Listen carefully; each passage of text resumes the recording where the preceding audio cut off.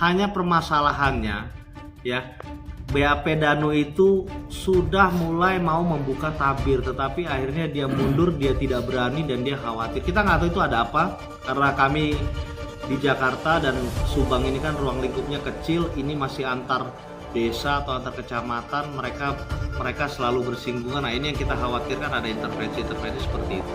Dan juga pada saat kita belum pegang Danu itu lebih dari 15 kali sering dijemput, alasannya untuk diperiksa, tetapi tidak di Polres, tidak di Polsek, dan tidak di Polda, tapi di tempat-tempat yang Danu juga tidak mengetahui posisi tempatnya di mana.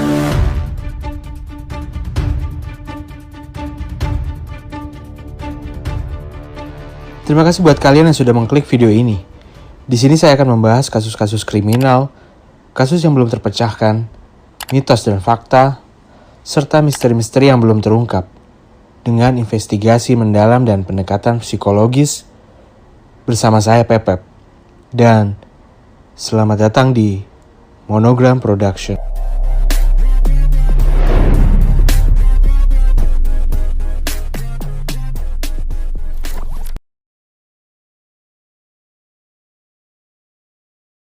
Teman-teman semua media, khususnya yang sangat sudah berjuang sekali untuk mengawal kasus Subang ini.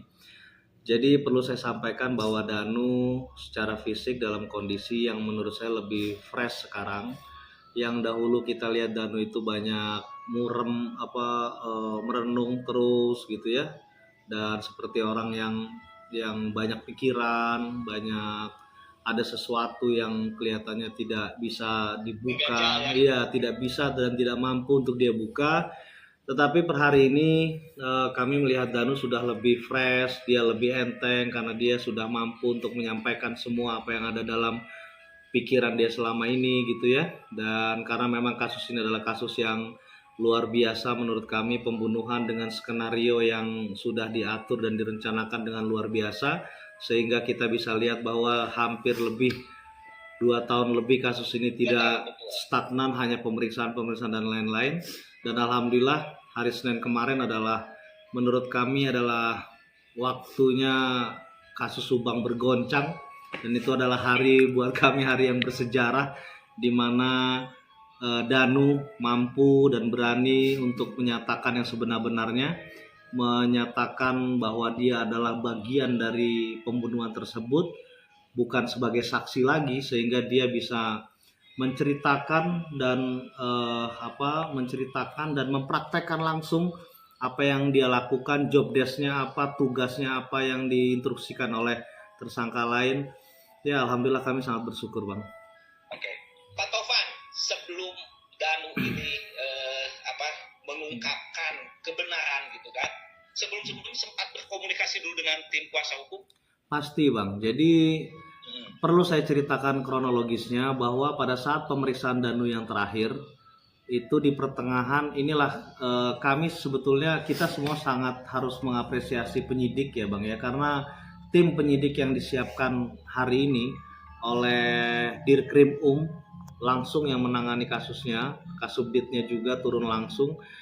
Mereka sangat bagus dan sangat hebat metode penyidikannya, dan mereka menggunakan menggerakkan psikologis dan sangat humanis kami lihat, sehingga pada saat pertengahan pemeriksaan itu Danu mulai menangis, mulai berani untuk menceritakan yang sebenarnya. Dan walaupun itu belum 100%, tetapi dia sudah mulai membuka tabir tentang kejadian tersebut. Selanjutnya saya diinfokan dengan tim kita yang mendampingi malamnya, dan besoknya saya minta Danu dibawa ketemu saya di Kerawang. Dan di Kerawang kami melakukan investigasi lagi dengan pendekatan secara kekeluargaan, dari hati ke hati. Kami yakinkan Danu bahwa apabila dia berani menyampaikan yang sebenar-benarnya, saya pastikan keluarga besar akan memaafkan, keluarga besar akan mendukung dia, dan saya pastikan juga dia akan kita amankan. Kita akan mohonkan ke polisi untuk mengamankan Danu dan mengamankan keluarganya. Akhirnya Danu lebih terbuka lagi.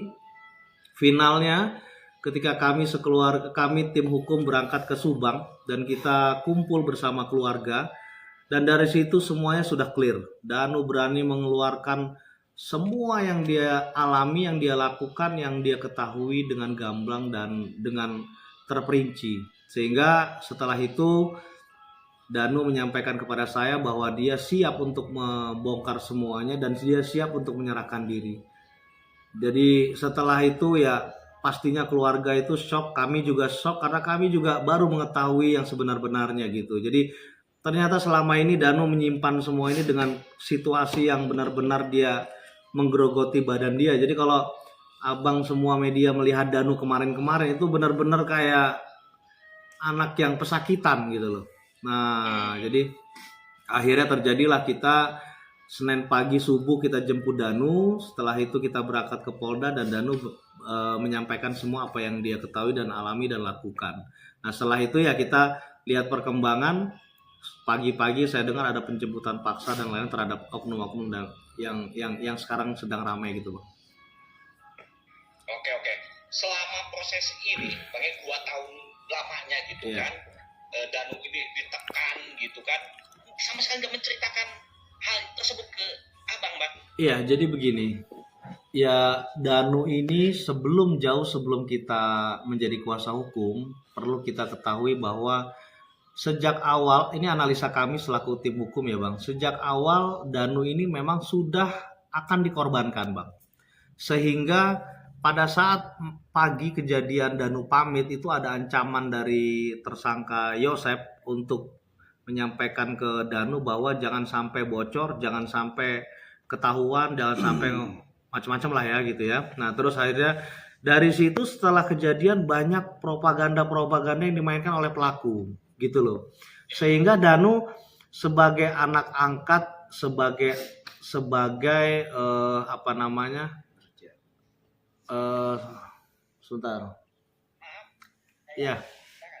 Jadi Danu sebagai orang yang hidup dalam kasta sosialnya rendah gitu ya, dan yang menganggap bahwa keluarga Pak Yosep ini adalah keluarga yang sangat dia segani, sangat dia hormati gitu, sehingga dia selalu berpikir kalau saya mau mengungkapkan ini siapa yang mau percaya sama saya Pak gitu. Sedangkan sekarang dari dulu arahnya sudah diarahkan kepada saya takut. Pada saat awal-awal perkara ini diperiksa oleh Polres Subang dan Kapolres bisa menyampaikan statement itu yang menurut kami jadi pegangan awal kita bahwa pelaku itu adalah orang dekat gitu ya.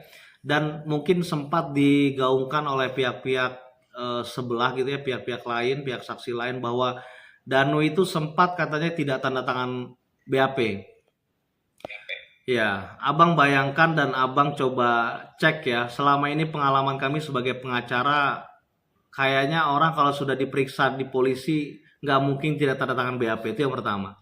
Hanya permasalahannya ya, BAP Danu itu sudah mulai mau membuka tabir, tetapi akhirnya dia mundur, dia tidak berani dan dia khawatir. Kita nggak tahu itu ada apa, karena kami di Jakarta dan Subang ini kan ruang lingkupnya kecil, ini masih antar desa atau antar kecamatan, mereka selalu bersinggungan. Nah ini yang kita khawatirkan ada intervensi seperti itu.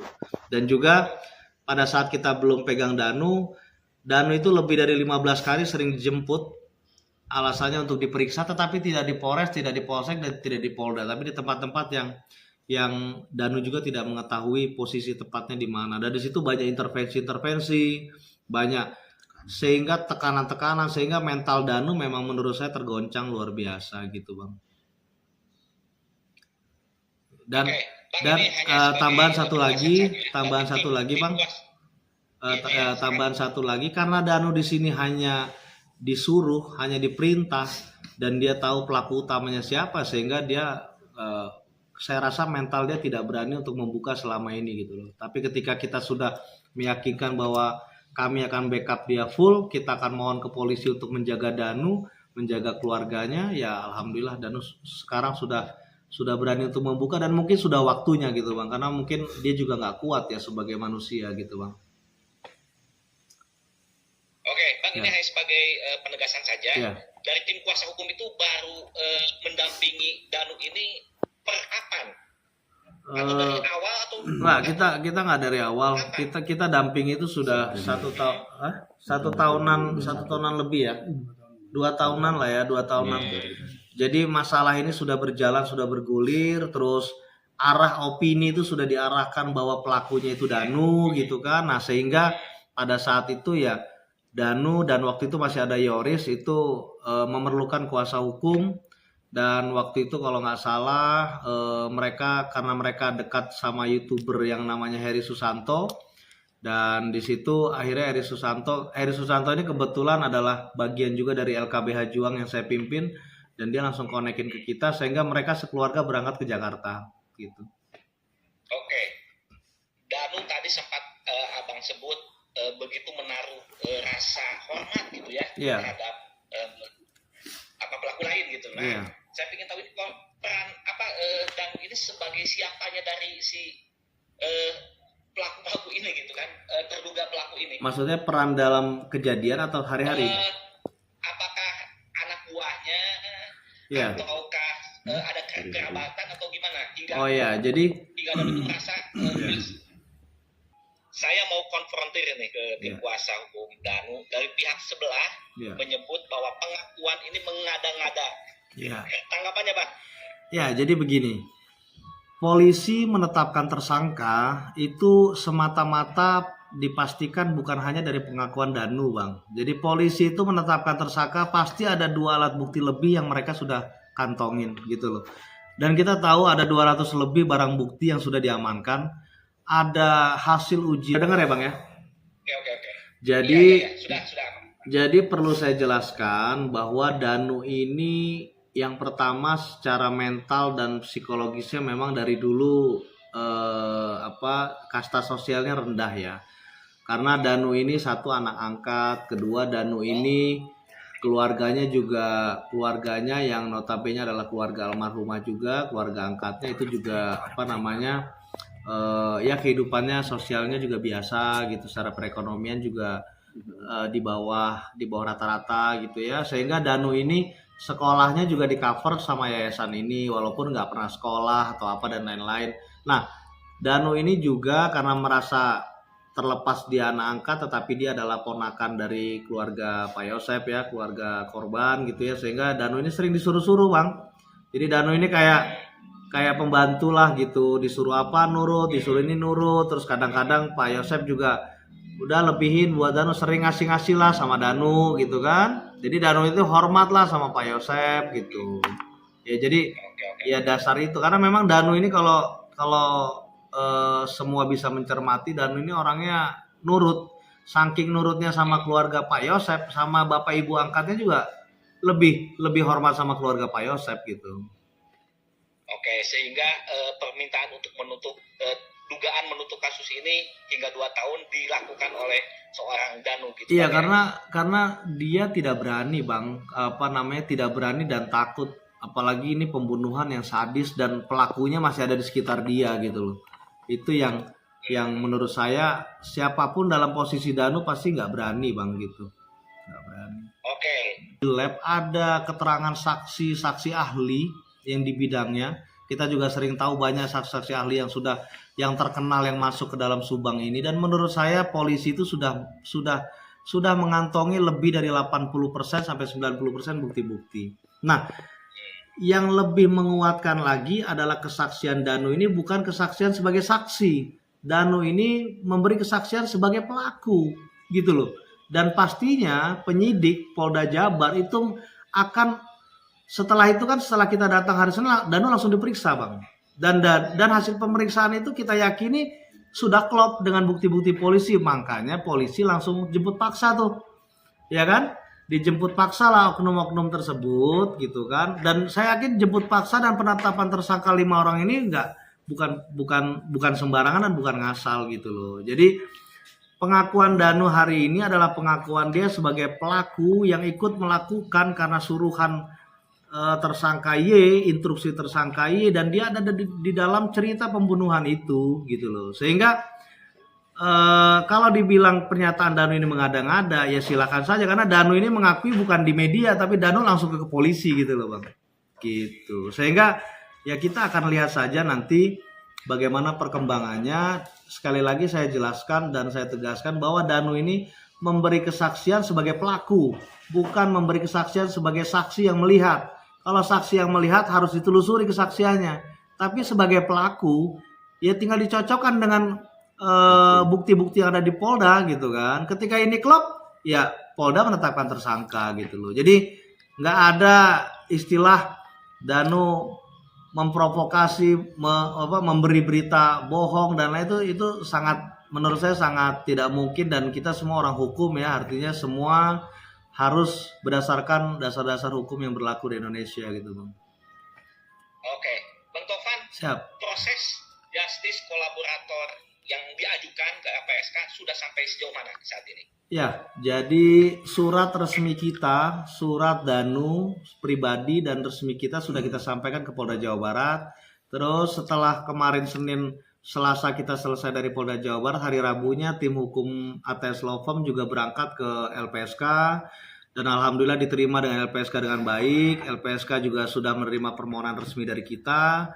Mereka saat ini sedang membentuk tim untuk bisa digelar perkara ini dan lain-lain. Dan infonya minggu depan kita juga akan diundang sama mereka untuk lebih pendalaman lagi. Setelah itu mereka akan turun ke Polda Jawa Barat gitu. Dan kami mengajukan Danu sebagai justice kolaborator itu sangat beralasan kuat bahwa satu-satunya orang yang berani membongkar kasus ini sampai hari ini ada penetapan tersangka adalah Danu. Dan Danu di sini sudah mengakui dia adalah bagian dari pelaku pembunuhan ini, walaupun tugas dia, porsi dia itu tugas-tugasnya sudah dijabarkan juga dalam BAP kemarin, yaitu memang hanya murni disuruh dan diinstruksikan sama Pak Yosep.